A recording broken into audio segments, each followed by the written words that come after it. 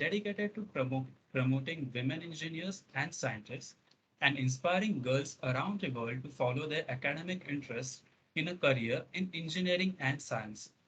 IEEE-VIT comes under the Bombay section. We are dedicated to conducting events matching the interest of the students from various domains. Adding to our accomplishments, IEEE-VIT captured the IEEE Regional Exemplary Student Award, Branch Award for year 2020. We have two of our most decorated events, our flagship events, Iris and Voyager. We also conduct many such great events which includes competitions, seminars, IEEE Day. All of these are celebrated with great enthusiasm at IEEE VIT. I would quickly brief you about Voyager. Voyager is an expedition to the realm of cutting-edge technology, an amalgamation of competitions, tech talks, workshops, and fun events. Under Voyager 2022, earlier this month, we have already witnessed some fun events, namely Into the Jumbleverse and Tech, along with some really thrilling competition like Shark Tank and an interesting workshop on the power of command line. We have still got Codager and a workshop on 3JS and many more technical webinars lined up as well. Moving further to introduce our speaker for this webinar. Today we have with us Mr. Naman Bhayani, a research engineer at Jupyter and a former deep learning engineer at Geo. Graduated from BITS Pilani, he is someone passionate about building AI systems to solve real-world challenges. His primary expertise lies in machine learning, deep learning, computer vision, NLP, data science, and Python software development. He has made a significant contribution to the field of computer vision. What is computer vision, you all be wondering? Well, computer vision is a feature that allows machine to gain information through visual input using artificial intelligence. Our speaker will, of course, tell us more about it. Sir, we are extremely pleased to have you impart your invaluable knowledge and experience with us for this event. We have all been excited and waiting for this moment, and we are eager to hear from you. So, without any further delay, I would now request you to take it ahead from here. So thanks a lot, Dhruv. So in today's session, like I will mostly be focusing on some real world use cases and how they have been built. So my primary goal here is to inspire everyone that how AI and computer vision especially is used in real world, okay, at several companies, and give you some starting points so that you guys can take it ahead yourself, right? So that's the motive. So let me begin now. So a little bit about myself. I graduated in 2017.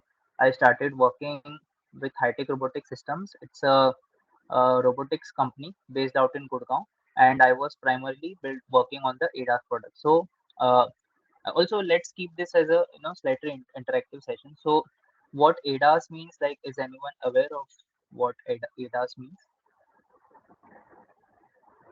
Okay, so ADAS means advanced driving assistance systems. Okay, so there are five levels of ADAS. So Tesla is level 5 system, which means fully autonomous car, right?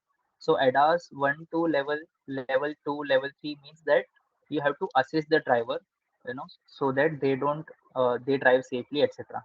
So the kind of systems which I was developing at the High Tech Robotics, it was primarily like the system will sit, so it will be deployed in a truck.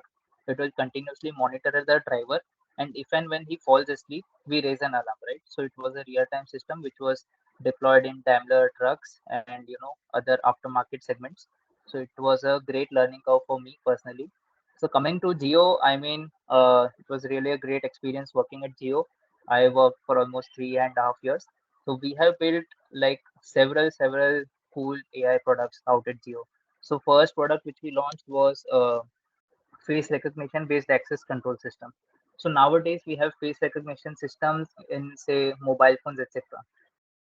But the challenge here is that in mobile phone it is fairly simple because it is a one-to-one system, right? The mobile stores your data and it has to recognize you only.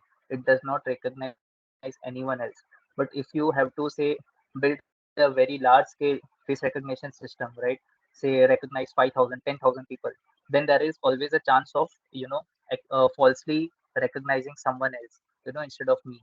So that is a really big challenge in building real world AI systems versus POC level product, etc. Right? So we, and also while building real world AI products, you don't only have to focus on model building and model accuracy, etc., but you also have to think about scaling. So how scalable is your product, how resource optimized product are you building, etc., right? So that is one. So that was about face recognition access control system. Also some other products were like automatic number plate recognition systems, smart parking systems, and also if you have seen Geo Cinema, for example, or even say Amazon Prime videos, right? So if you say watch some movie, okay, then you will always see some kind of a star cast which is uh, playing along the movie, that okay, in this scene you have Shah Rukh Khan, in this scene you have Salman Khan, right? So how do they do that? It's a entirely automated system. Primary tech is also face recognition system, but with some caveats, right?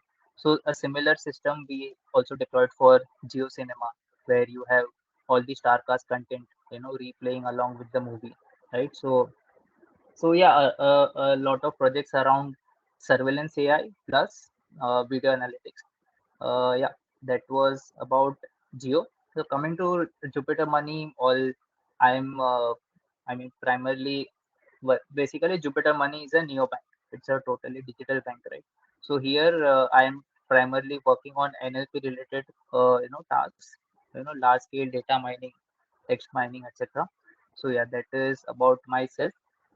So coming to computer vision based problems, right? So what do you understand from this, image? So this is actually what Tesla sees, right? I mean, if the Tesla, it's a totally autonomous car. So this is what it actually sees.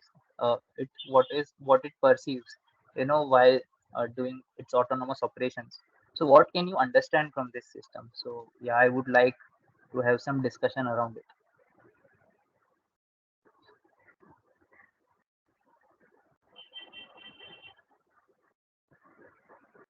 The Any participants' guesses? mics have Yep. been muted actually, Okay. so everyone can use the chat box to interact. Okay, I can't see the chat. I mean, maybe. Okay. So, Dhruv, can you just share some responses if anyone is? Yeah, sure, sir.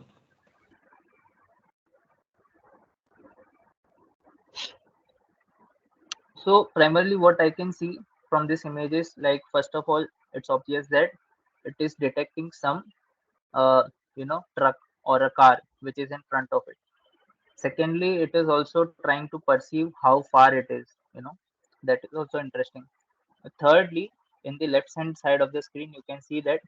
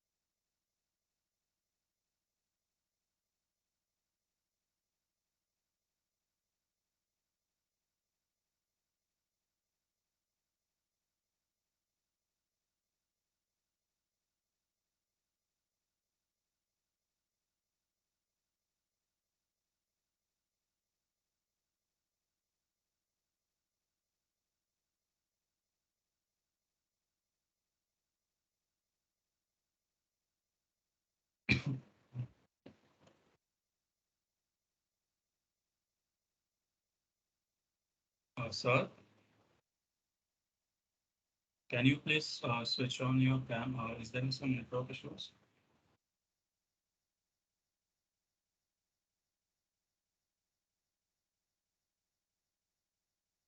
Uh, If you're having network issues, you can switch off your yeah. cam. So, Okay.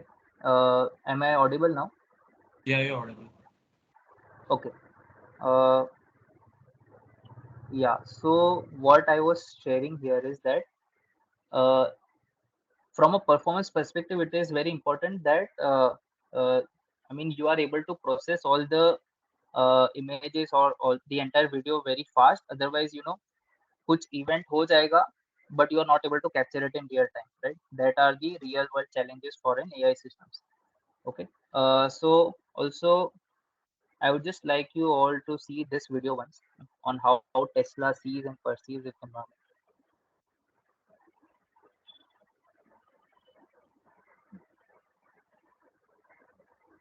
You can see it is processing everything so fast, very quickly, right? And it is making an inference or a decision in real time. So for any AI system, there are two types of systems. One is a real-time system where you have to make decisions in real time, and one is an offline process that okay, it is fine that you don't make a inference in real time. बाद में inference होगा तो भी it is fine, right? So these are two basically systems perspective से yeah. Also, one more example is say Google Lens. So if you are aware of Google Lens, it is nothing but if you think about it, it's nothing but an image search and retrieval system. So whenever you click a photo, it tries to identify some attributes. Basically, in AI world, we call it as an embedding, right? So it generates an embedding from an image which it has captured. Then it has a massive database at the backend, which actually stores the entire embeddings for whatever images it has uh, processed so far. I mean, there might be so many images on Google, right? They they store embeddings for all these images in a DB, they search it, and then you retrieve it, right? That is the fundamental concept for an image search and retrieval. Now, how good your embeddings are, that is what the AI scientists or the researchers have to solve, right? Because if you tell me that the embedding of this tulip is very, very close to an embedding of a car, right?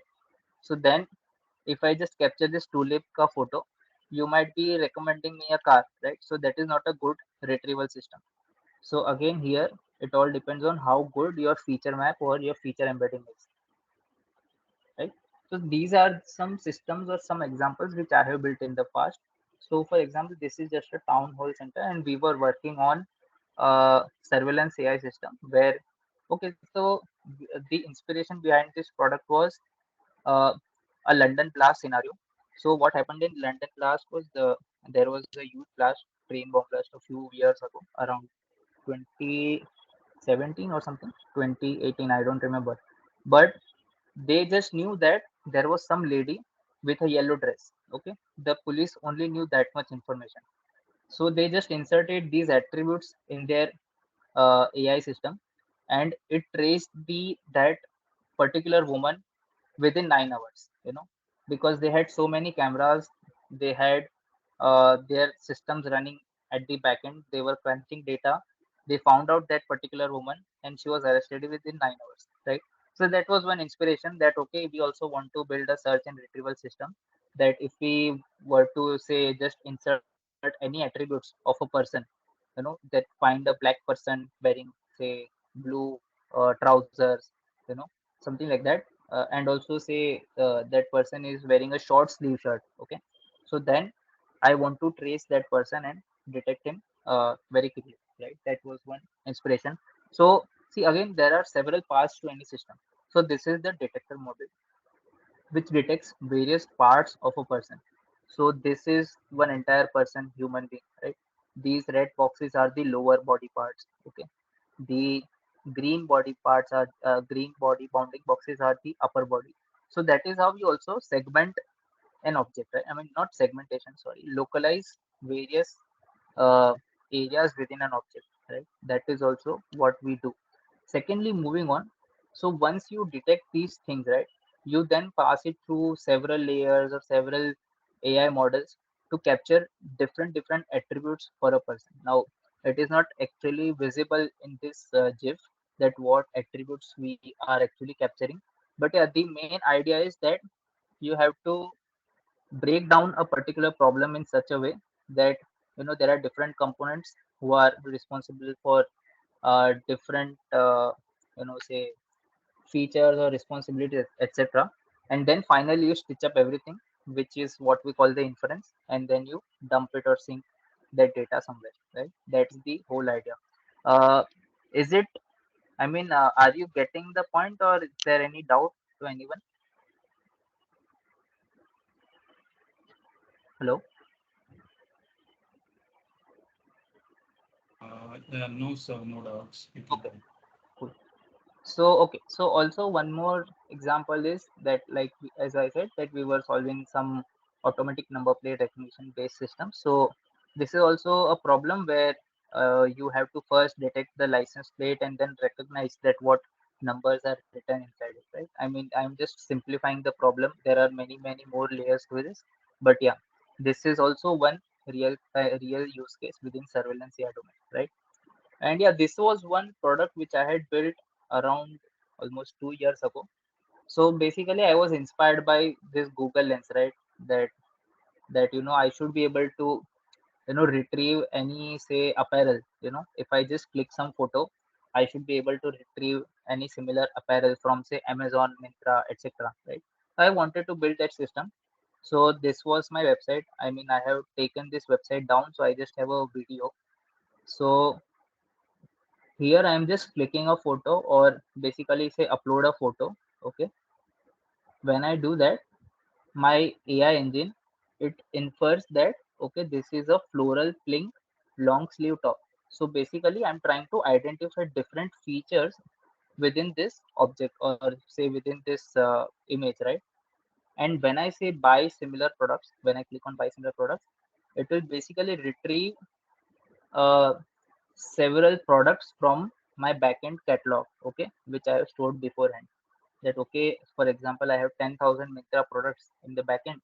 I have already processed them and stored all the embeddings and everything in a DB or whatever, right? And then I'm fetching a respective product from the DB and giving recommendation. That's the whole idea. That is what I wanted to work on. So yeah, so this is the retrieval part. And when I click buy product, it will just automatically redirect, to the Myntra website. So this is what I was trying to do. It was I was able to build it, so I was happy. But yeah, for lots of compute etc reasons, I have taken this product down. But yeah, I will work on it again in future. Yeah, so that's about it. That's the fashion AI search engine which I was building few years ago. Yeah, that is that. So now, coming to the technical part, like how do you so basically these are the fundamentals. Okay, now I was trying to talk about products so far, because so that now you can relate to everything, basically, that uh, how a product is built from several of these image processing computer vision based components, right? We will try to connect the dots going backward. So the fundamental thing behind any CV, deep learning, or any image processing based technique is a kernel. Okay, so these are pretty famous and pretty common kernels which are called private operator and Sobel. So what actually happens is, image is nothing but a discrete, uh, basically discrete data structure. Okay, so the image pixel values will range from 0 to 255, right? And you have, say, W cross H cross C, which is a channel, so many pixels. Okay, now if you think of how do I detect, basically if I have a continuous signal, okay, a sinusoidal wave, how do I detect some edges or something within that wave? So the answer is, I just have to take the tangential, right? Dy by dx will be giving me the difference or the edge, within a signal, right? So, but how do you? But that is an analog operator. Okay, dy by dx is an analog operation. But images are discrete data structures. So, how do you transfer that knowledge, or say that operator, in a discrete domain? So that is why you have these kernels and these operators, right? So if you have, say, a gx filter, right, which will just give me the gradients in the x-axis. Okay, so this is how you would represent. So basically when I take a dot product, so say a is the image here. Okay, and when I take a dot product of this gx kernel with the image itself, I will get a gradient along x direction. Okay, similarly if I take the gradient along, say, gy equals to this operator into image itself, and it will give me the gradient along y direction. So think about it, like if you want to build, say, an edge detector, right? So this is how you would build an edge detector. Of course there are really good algorithms, say canny edge filter, etc., but the fundamental behind all these things are these kind of kernels itself, right? So to give you an example, so this is the uh, original image. This is the grayscale image, basically removing the channel part. So this is the gx operator. Okay, just give me a second.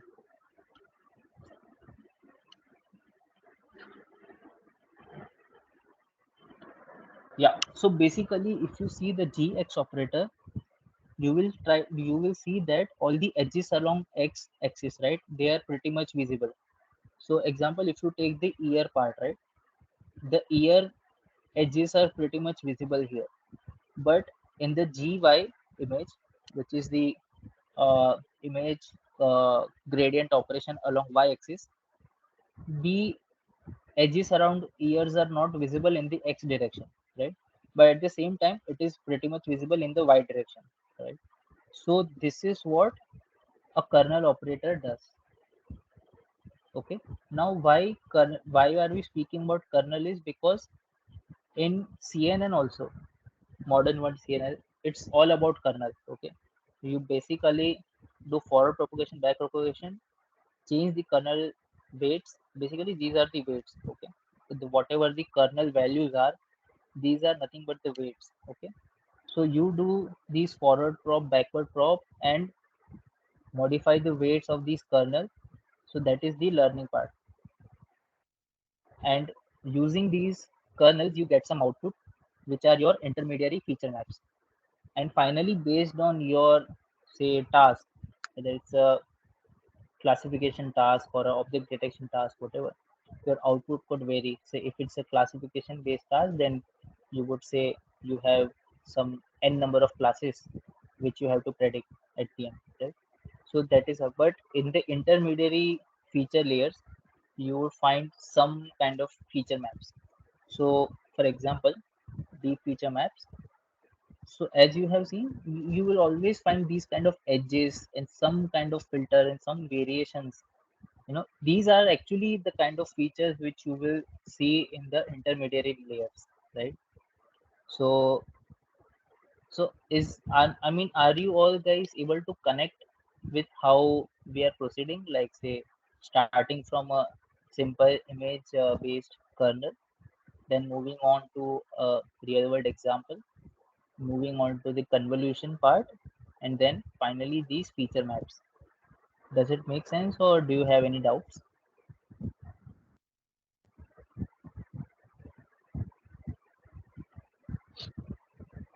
Okay, so I'll move forward. So now we'll come to the computer vision based building blocks. So when I say building blocks, basically using these components, you can pretty much build any computer vision based product, right? So fundamental building blocks are, say, classification task, a detection task, which is nothing but localizing an object within an image, right? So one thing is that you classify whether an image contains a cat or a dog, something like that. Okay, but if I want specific information on what are the coordinates of that cat, okay, so that is where detection comes into picture. It exactly gives me what is the xy width height, etc. coordinates of the particular object, say cat or a dog, something like that. Okay. Segmentation is something which will give me pixel level information. Basically, it will mask everything. Say this is the pixel mask of a person or a pixel mask of a dog, etc. So if you now think about it, like how would Tesla know, like where are my roads? Okay, if you can see these kind of lines, right? You can see these lines. How would it know that this is the path, or this is the line for say the boundaries of the road? Because of course, I mean, I can think about it like it's a segmentation task. It has segmented this image into, say, a road versus a lane, white lane, or other kind of lanes, etc. So this is how you also try to perceive various things.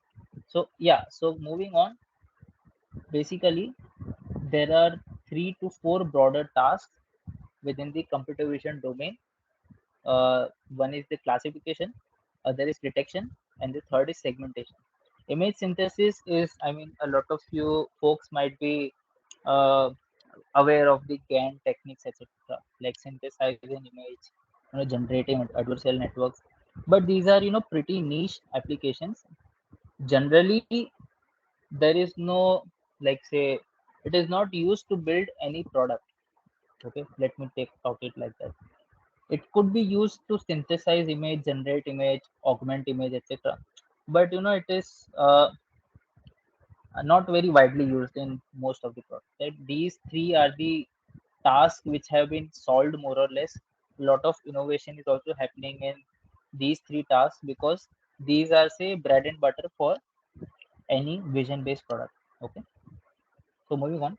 So image classification task, a core task in computer vision, that given an image, okay, I just want to classify whether it's for example, if I have n classes, say 80 classes, I just want to know that this image belongs to which particular class, right? That is the foundational AI problem which was solved through computer vision.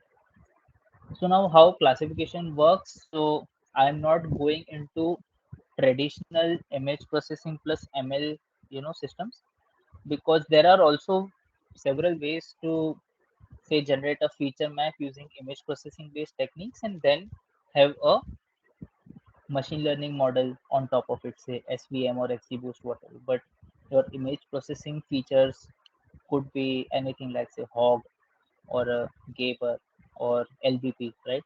But the point being that these features are very weak features, right? So that is why you cannot expect to get a very good accuracy using those weak features, because machine learning model, your ML model, is as good as your features are, right? So that is why we use CNN based models, etc., for classification or any base such tasks, because the deep learning networks, they themselves learn to build really rich features. Okay, so now this is just the architecture for ReLU. So okay, even if you are aware, guys, like the most earlier architectures were like VGG and LXNet, but the problem was that you cannot build very deep layers with these kind of model, because there is always, I mean, you will always hear about these problems, say vanishing gradients, etc., etc. So that is the problem with very very deep layers. But that problem was more or less solved by ReLU blocks, because they try to, say, merge features from different layers, and then try to propagate forward. So that was a pretty innovative, and because of this ReLU breakthrough, people were actually able to build very very deep layers, say 100 layers, 150 layers, etc. Otherwise, earlier it would just be, say, 10 to 15 or 20 layers maximum, right? So ReLU was a major breakthrough in CV world. But yeah, so moving forward, the next task is the object detection, as you said. So here, I mean, YOLO is the most famous and the most widely used architecture to detect any object. Okay, So again, I mean, it's a pretty complicated and a pretty interesting architecture actually. I would encourage all of you to read, about this architecture if you get time. But yeah, it's a really, I would say, how I would say, I mean, everyone who is working on CV would have used this architecture. Let me say like that. Okay. So yeah, again coming to segmentation. So segmentation, as we have spoken, right, it's pixel level classification. Okay. So here you can see all the pixels are classified, in some way, and there is a mask which is created. So that really helps in a lot of tasks. But uh, for example, I mean, we haven't used any segmentation task as such till today, because see, these are very computationally heavy tasks. Okay. So unless and until there is proper requirement for these kind of features, you would actually be, I mean, be okay with only object detectors. Okay. You would hardly use any segmentation based models because they are computationally expensive a bit, right? So yeah, uh, I think that's it from my side. So where to go from now? So see, these were just the, I mean, I have just given you an overview of all the kind of systems. Basically, first of all, a system level stuff, that what are the systems which we could build using computer vision, and how do we build these systems, right? So that was the basically the overview part. Now to get a deeper understanding of how these things actually work, I have just shared a few resources here, like say, firstly, deeplearning.ai by Andrew, and I think it was launched around 2018. I was in my first organization that time. I just took this course the day it was launched and completed it within say 1 week or whatever, because I was really excited about it. And the best thing about this course is like, it is it tries to build neural networks using NumPy only. So why this is important? Because NumPy is your foundational scientific computing library. It's simply just matrix multiplications and everything. So when you actually go through this entire grunt work, right, like say building an activation function, or say building a neural network, using the only NumPy, it clears a lot of doubts and lot of it also enhances a lot of your thinking, because see, eventually you are always going to use say libraries like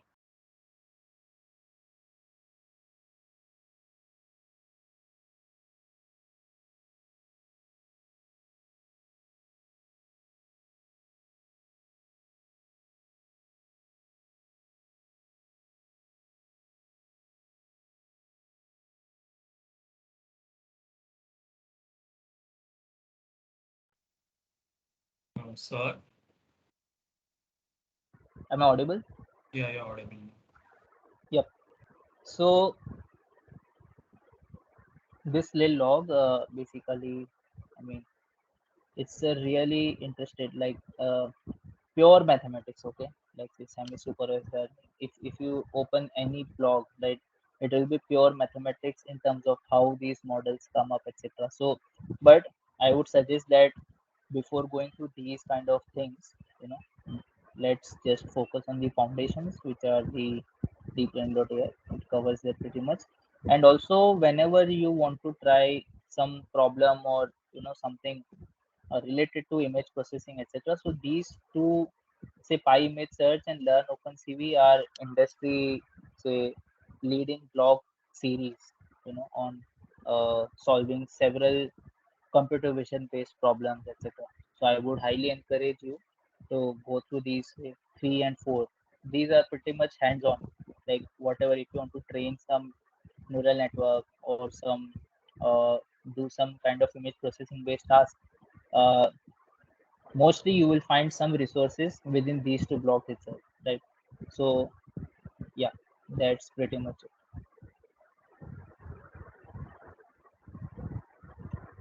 So yeah, I think we can start with questions if you have any. If you guys have any. Yeah, so the participants will type the questions in the chat box. Okay. Okay. They are really fast forward. The first question is from Ishak. Yep. It's what important advices would you give to people who are trying to pursue the same career as you? Yeah. So, I would say I was pretty much lucky that I was at the right place at the right time and I had the right mentors, somewhat. But yeah, you also have to take some chances, right? Uh, for example, if you get this opportunity, okay, if you get a few opportunities like this, but there is, of course, some CTC based issues, okay, frankly speaking. So are you willing to take that chance, like, working in a startup, just for learning, for learning sake and learning perspective? Because, generally, first few years are only going to be somewhat struggle. Baad mein to you are the king, okay. So yeah, I think you have to take some chances if you want to get into this stream, or try to work with some startup which you think are working on CV, etc. Try to do some internships. Actually, internships are the best way, because you can actually get some experience of how the working culture is, what the product is, and if they like you, they will definitely give you a PPO, right? So I would think that working with a startup is a good way. And also at the same time, before even you start working somewhere, right, you need to have some foundations. Because how would you convince someone that you have done your homework? Basically, you need to do your homework before you try to even do your job search or whatever, right? So yeah, I would say pretty much it. But as I said, the point 3 and point 4, that by image search, right? Made a screen sharing. Okay, let me just check once. So for example, by image search, right, it is really good. So if I search anything like, say, uh, image similarity, for example, okay, then you will always find some blog based on that, right? Say image similarity using Siamese networks, keras, etc. Now see, Siamese networks, keras, you might think that these are pretty much heavy words, okay, but if you have gone through this fundamental course, okay, which is the intro anchor deep learning AI course, then you would think, okay, Siamese network is okay, fine. I've heard about it, okay. So basically, वो familiarity आ जाती है once you go through lots of blogs, lots of things, etc. Right? So I think the best way to do is just keep practicing, keep reading. That's it. I think this AI is a very versatile, and if you are working on some project, and I think 3 years down the line, sorry, not 3 years, sorry, even within 3 months, you will have some new architecture which is coming up and which is, say, hot in the market, and everyone is like, oh, I'm using this architecture, right? So a lot of innovation is happening in this space, and it's really tough to keep a track of everything. But yeah, sorry, yes, what are some next questions? The next question is from Kinnari. She asks if you can give a few examples of project that we can do in image processor. Yeah, I think I have covered it, right? Say Pi image search blogs, or even you can say take up the Pi image search course if it is possible. But yeah, Pi image search blogs and Learn OpenCV blogs are pretty much, they cover everything. Say, for example, if you just say Learn OpenCV classification, okay, simple as that, then you will see something related to image processing, image classification, okay. Say classifying knee MRI. Okay, this is interesting. So here, the good thing is that you don't have to prepare any data. Okay, the data will be given to you somewhere. Like, say, uh, download the data from here, split into train test set, then give some architecture. This will be the architecture. No, everything is given. All the code is given. You just have to understand the code executed. Okay, so see, for example, this is the final FC layer. So yeah, once you start practicing, it will become more and more clear. Also, you can, I would suggest, if you are thinking about the architecture or the framework, right, I would always suggest go with PyTorch. And PyTorch also has a lot of tutorials, right? So learn basics, quick start. So yeah, you just have to keep doing things and it will start clicking. Yeah, that's it. I mean, today there are so many resources actually. Okay, the next question is from Siddhesh. Uh, he says he's a data science practitioner himself. He wants to know if it is really necessary to understand the whole mathematical concepts of computer vision topic. Yeah, so I mean, see, I mean, mathematics is endless, okay? But the point is that you need to know few basics. For example, some basics like RGB channel, okay, for an image. Like what are the channels for an image? Then how do you do edge detection? And how do you apply filters? I mean, the kind of things which I've covered. So these are pretty basic things. But if you talk about very advanced things like say how do you implement shift feature, it's not really necessary to know that kind of detail. So then also, I mean, few basic things like, for example, if someone says that explain hog based face detector, okay. So then I should be able to explain from a broader overview that what a hog feature is, what is a feature pyramid, then how SVM or any XGBoost based classifier works on those sliding windows. So basically, it is important to have a broader overview. It is okay if you miss out on few fundamental mathematics etc part, but yeah, I think it is extremely important to have a broader picture or a high level picture on why things are happening and how they are happening, right? So yeah, I would explain it in that way. Does it make sense?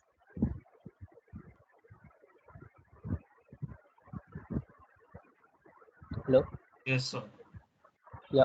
The next question is from Arpita. She asks, what are the important things you learned from your internships at Texas Instruments India Yep. and ISRO and IIT covered? Yeah, so TI was purely, I mean, I was a triple E guy, right? So I got an internship at TI. So I pretty much actually I didn't like working there, okay? Because I mean I thought that I'll be working on some analog digital electronics, but I ended up working as a software guy, some Python coding scripts, etc. Right? So I didn't really enjoy that much.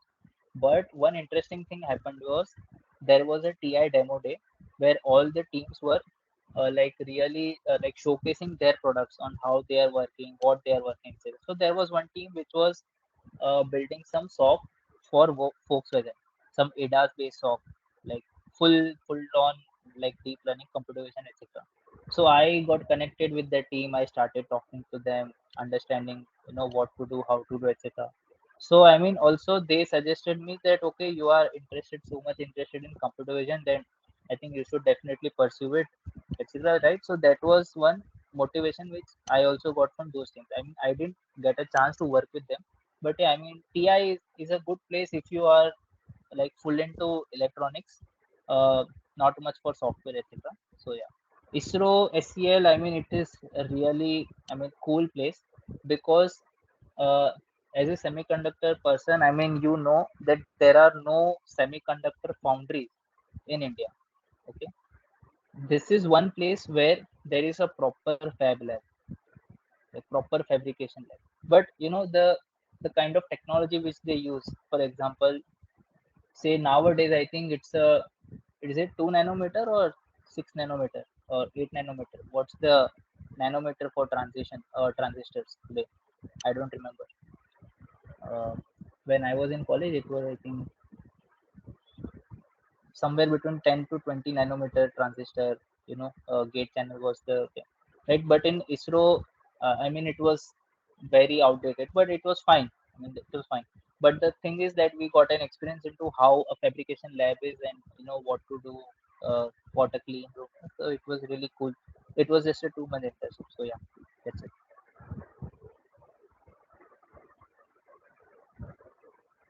The next question is from Zobia. She asked, what are the skills we need to become an expert in computer vision? Yep. So as I said, like first we need to understand that as we spoke, right? There are only 3 to 4 foundational blocks within machine learning. Say a classification, detection, and segmentation. So I would highly encourage you to firstly use these models. Okay, it could be a pre-trained model. It could be a pre-trained model for classification. Okay, you can always search key pre-trained model for say dogs versus cat classification, right? So you just have to download the model, run inference engine on top of it, get the predictions, right? Similarly, you can use some pre-trained detection segmentation, right? So that is how you try to get uh, basically you are not training the model yet, right? You are just inferring the model, but at least you will get some idea about how things work. Okay, how do you load image, how do you transform the image, what are some pre-processing steps, right? There will be several blocks to explain these kind of techniques. Once you clear all these kind of understanding about say image, inferring transformations, etc., then you can think about how I want to train my custom classification model, right? So that is when you will start on training part, etc. And training takes some time. So I would suggest that always, I mean, you can use Google Colab, right? So Colab for training, you can use it, right? But yeah, so I would suggest that only, that there are majorly three challenges in computer vision space. So try to tackle them one by one. Yeah.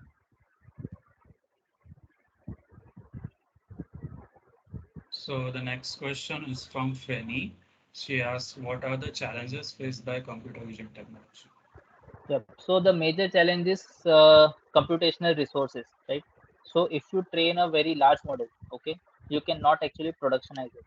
You cannot build a product out of it because it simply is not economical viable. And that is the challenge with major AI-based products, right? For example, there is a very famous example. There was some Kaggle competition for someone had won the recommendation system based challenge, which was say sponsored by Netflix, right? But Netflix also gave them the winning prize, but they never used that technology simply because it was so computationally expensive. They cannot use it in production, right? So that is the major challenge. That okay, if you have built a model, good, but can you really productionize it? That's the major challenge. That is why major products will, I mean, they just die down at a POC stage. तो POC बना लिया बस खत्म, we can't productionize it. Yep. That's the major challenge.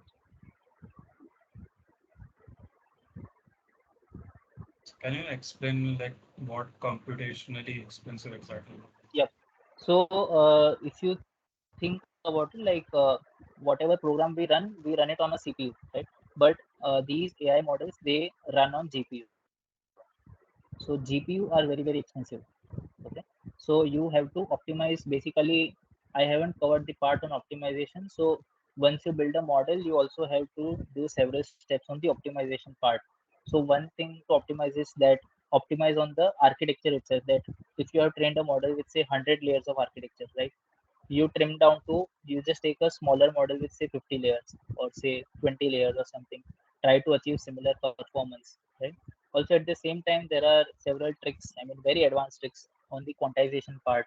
Like if you have basically all the weights in the kernel, they are floating point 32 fp32 weights, but if you can quantize those weights down to int 8, then the computation becomes fairly fast, like really fast. Of course, they say, I mean, even in coding, if you remember, like we have these constraints like space versus time constraint. If you increase the space, then you can decrease the time, etc., right? I mean complexity perspective.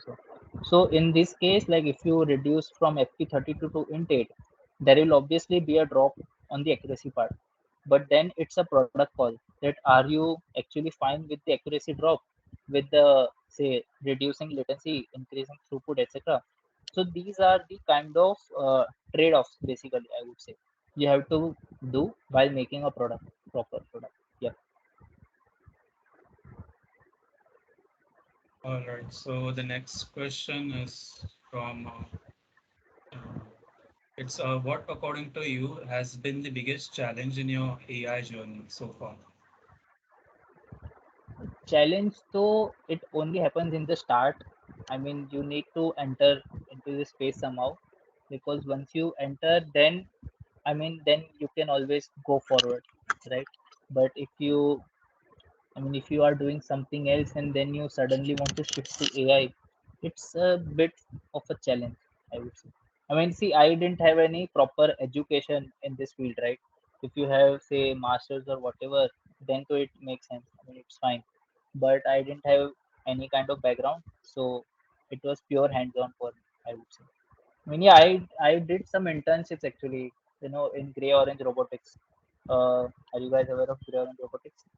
So there I took up a project and I proposed the computer vision based, approach, and I solved it pretty much.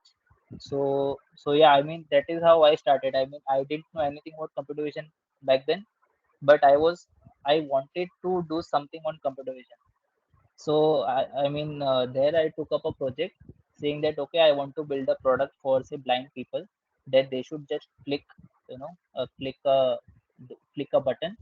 It The camera should capture whatever is whatever newspaper or something book they are reading. Okay, it will capture the entire image and it will read out, okay, whatever content is written in that photo.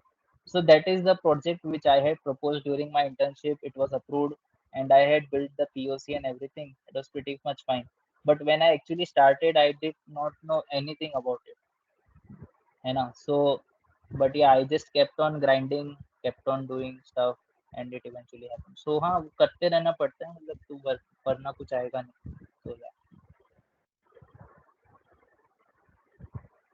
Okay, so the next question is from Ananta Krishnan. He asks if AI is really going to take over industries in future and how much scope is real and how much is just a myth. Right. So see, you have to think about it like AI is just a feature in a broader product. Okay. Let's just think about it. AI, for example, if you say Swiggy ka chatbot, okay. So chatbot is a feature in a broader product. Swiggy is the product. Okay. Chatbot is a feature. So there are going to be several use cases. For example, if you want to think of an optimization problem also, right? Like, uh, for example, what kind of customers are good for me? What kind of customers should I say give a discount so that they don't churn? So these are some real kind of problems which business folks are interested in. And if you can apply some algorithm, it could be any algorithm, right? It could be a rule based algorithm also, it is fine, or it could be an AI based algorithm. Okay, but as long as you are solving some problem, it is valuable for the organization. So yeah, I would take it like that. So where pure AI is going to be useful, for example, if you think of uh, say for example, Andrew Ang has this startup called Landing AI. So what it deals with is identify defects within the semiconductor wafers, while it is being manufactured. So it's a pretty tough problem, right? And so to think about it first, I mean, of course they would have done their market research, that okay, how much wastage or how much defect is actually happening in the silicon wafers. Okay, how are they actually identifying these defects right now? Okay, and can AI help to solve that challenge in an automated fashion so that overall operational efficiency, accuracy, everything is increased, right? So if you answer these kind of questions, then you can say that okay, do I really need AI here or no? So yeah. So the next question is from Siddesh again. He is asking, as a fresher, what will be an ideal CV project that will help his resume to stand out for a job or internship? Yeah, so I think if you first of all, as I said, that try to first understand these three building blocks, okay, and take any one building block, say detection, okay, and then you say that okay, I have trained a detector which will say detect a helmet. Okay, say for example, detect a helmet. Okay, open CV, something like that. So helmet detection, open CV. Okay, you will find something. Okay, कुछ ना कुछ मिल जाएगा. But see again, it is you are just re-implementing something which has already been built. Can you do something on your own? Right, so that is what so for example abhi covid tha, right?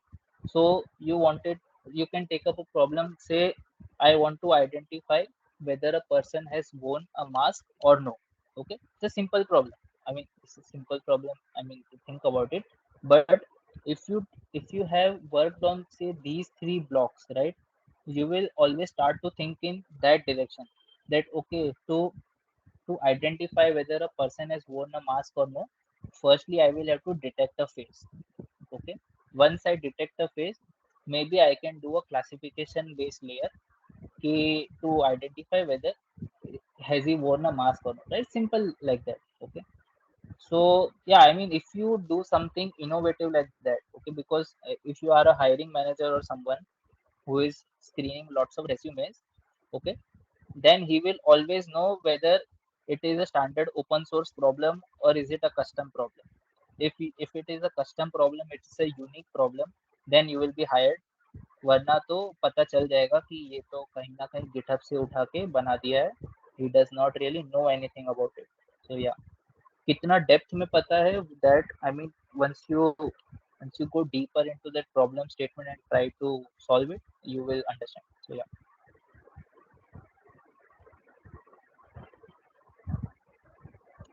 I think that's it, right? Yeah. There's another question from Richard. What kind of work computer vision engineers do? Yeah, so I mean, it all depends on the product requirement, right? For example, our product requirement at Geo was to build a face recognition based access control system, right? So first we have to identify whether, I mean, how do we actually solve this problem, right? What are the computer vision based blocks, would be required? Is there any pre-trained model available, or we have to train a custom model? What kind of models, we can take it off the shelf, and what kind of custom models we have to build, right? So I mean, once you answer these kind of questions, then basically you draw a plan, build a plan, that okay, what are going to be your next steps, what kind of data I require. You start training the model. Once the models are built, you try to assemble all of them and build a proper system out of it, right? So that is what people generally do as a CV engineers, or any engineers actually, frankly. So yeah.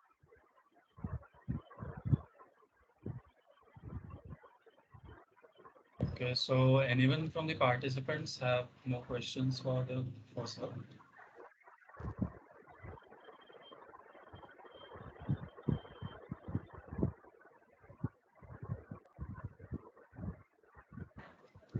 You can type it in the chat box.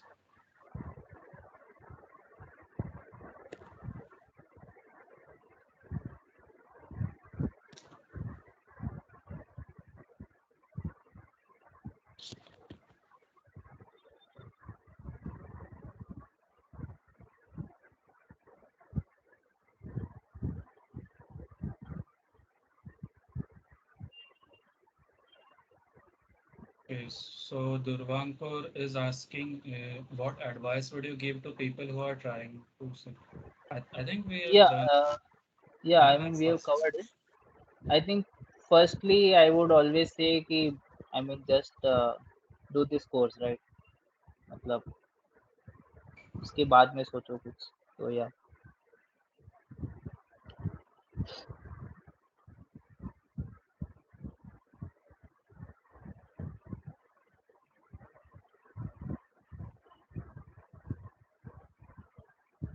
Yeah, I think Yeah, I dead end, think right? yeah, I can conclude with it. Well, that was a really intriguing Q&A session, and you have definitely stimulated a lot of curiosity among us to, discover this Yeah, field thanks more a lot. and more. And the way you explain all the concepts using some real-world examples, as well as what experience you had while solving those problems, it was really good, and we really understood Sure. it in Thanks a that. lot. Okay. So we are really grateful for you to uh, contribute your time for this seminar webinar from your busy schedule and sharing your invaluable knowledge with us. I would now request the chairperson of IEEE, Ms. Shefali Bala, to present the vote of thanks. Thank you, Dhruva, and good evening to everyone present here. I thank you, sir, for taking out time from your busy schedule to enlighten us with your words of wisdom. I, on the behalf of our committee IEEE-VIT, thank the entire audience for attending the webinar and hope that you all have benefited from this experience. An event like this cannot happen overnight. The wheels started rolling months ago. We are fortunate to have dedicated student volunteers that put in constant efforts so that IEEE-VIT can bring in more events like these. Lastly, I would request the audience to please fill up the feedback forms so that we can dispatch your certificates soon. We would be happy to hear any suggestions that come in. With this, thank you so much for attending, and we look forward to seeing you in our upcoming events in Voyager. Have a great day ahead. Thank you.